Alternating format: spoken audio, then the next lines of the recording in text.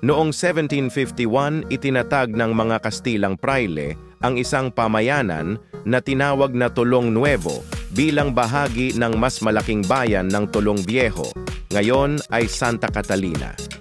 Makalipas ang 2 siglo, noong 1953, binago ang pangalan nito sa Bayawan, hango sa salitang Bisaya na bayaw na nangangahulugang iangat o itataas, ayon sa kwento ng isang pari na binigkas ito habang inaangat ang ostya sa misa.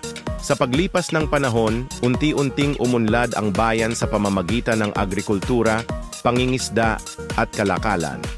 Dahil sa lawak nitong halos 70,000 ektarya, ito ang naging pinakamalaking lungsod sa buong isla ng Negros.